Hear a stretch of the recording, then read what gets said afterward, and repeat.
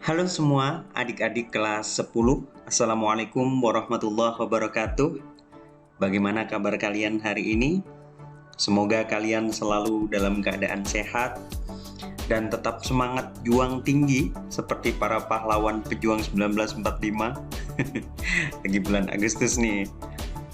Ya, karena dengan semangat inilah kita akan jadikan amunisi dan kekuatan kita untuk tetap berjuang, untuk tetap belajar tekun dan disiplin di masa di mana kita tidak bisa bertatap muka langsung seperti biasa di sekolah. Oke, di pertemuan pertama hari ini kita akan berkenalan dengan mata pelajaran kita terlebih dahulu, yaitu simulasi dan komunikasi digital. Apa sih simulasi dan komunikasi digital itu? Dan seberapa penting untuk kalian belajar pada mata pelajaran simulasi dan komunikasi digital, padahal mungkin kalian bukan jurusan komputer, mungkin jurusan tata boga, tata busana. Nah, pada kesempatan kali ini kita akan kupas tuntas terkait dengan hal itu. Kita awali dengan pertanyaan, apa sih simulasi dan komunikasi digital itu? Sekarang kita bahas satu persatu dari suku katanya. Kita mulai dari simulasi. Simulasi ini kalau di KBBI itu bisa dikatakan bahwa simulasi adalah peragaan atau menirukan sesuatu atau menyerupakan sesuatu. Secara pengertiannya bisa kita katakan bahwa simulasi adalah metode pelatihan yang memeragakan sesuatu dalam bentuk tiruan, tapi mirip dengan keadaan yang sesungguhnya. Beralih ke suku kata yang kedua, yaitu komunikasi. Sudah bisa kalian pahami gambar di layar bahwa ada dua orang yang berinteraksi karena jaraknya jauh, maka menggunakan alat yaitu toa. Jadi komunikasi itu adalah suatu proses di mana seseorang atau beberapa orang, kelompok, organisasi, dan masyarakat menciptakan dan menggunakan informasi agar terhubung dengan lingkungan dan orang lain. Jadi ini pengertian komunikasi. Sekarang ke digital.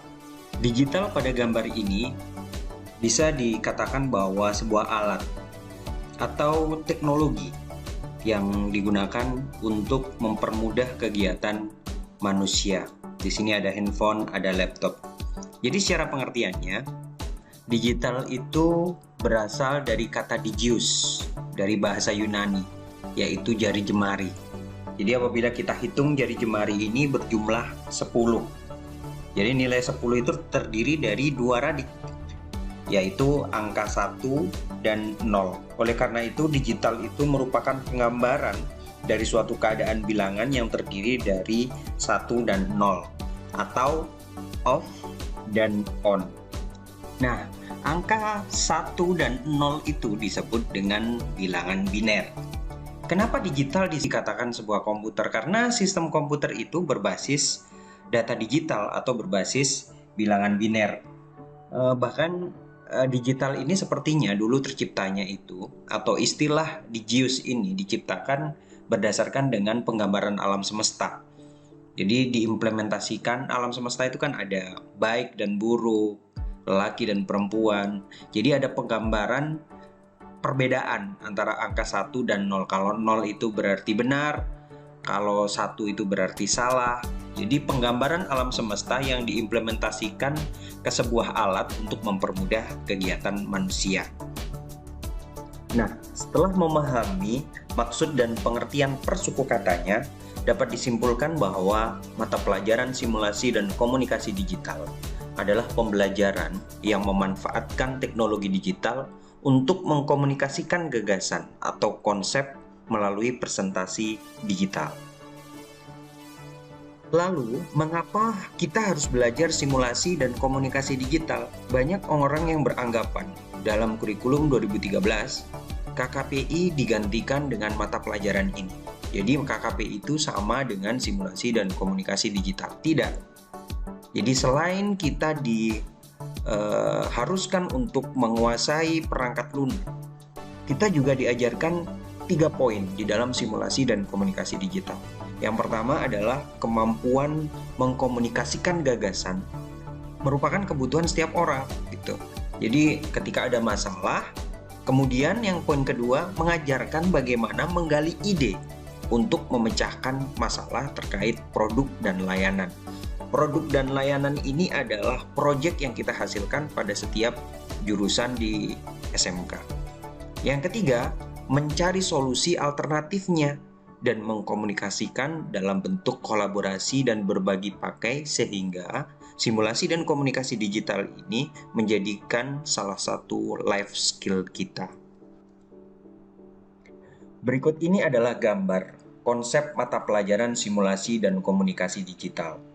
Kita bisa lihat dari urutan langkah yang pertama, yaitu adanya interaksi antara manusia yang satu dengan manusia yang lain, antara orang yang satu dengan orang yang lain. Kemudian akan timbul sebuah masalah di dalamnya. Kemudian salah satu di antaranya berpikir untuk menemukan solusi dari masalah itu. Jadi ide untuk menemukan sebuah solusi.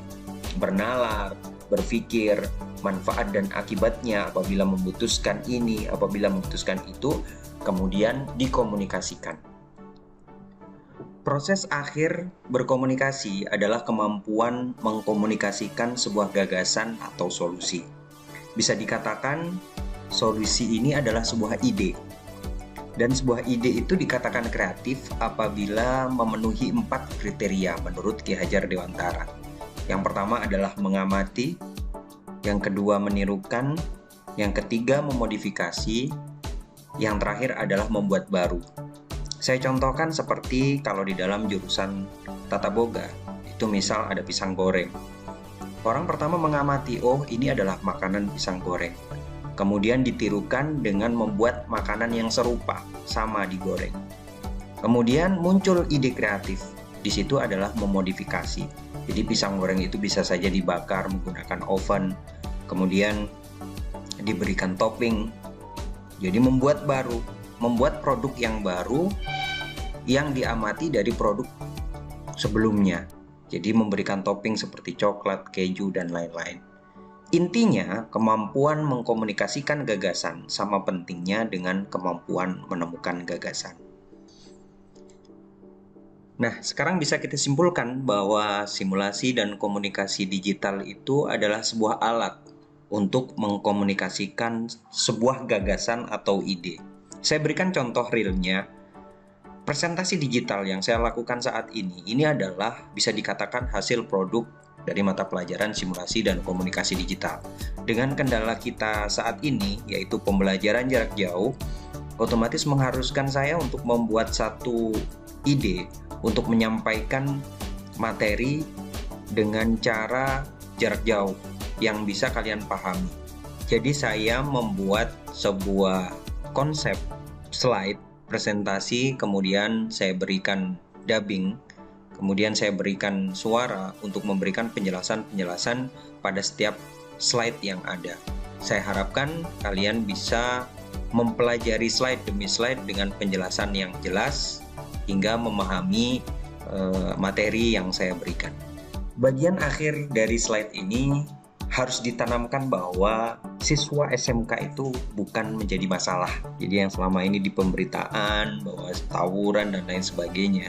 Jadi siswa SMK sebenarnya adalah menjadi solusi, atau kata Bu Tejo itu solutif.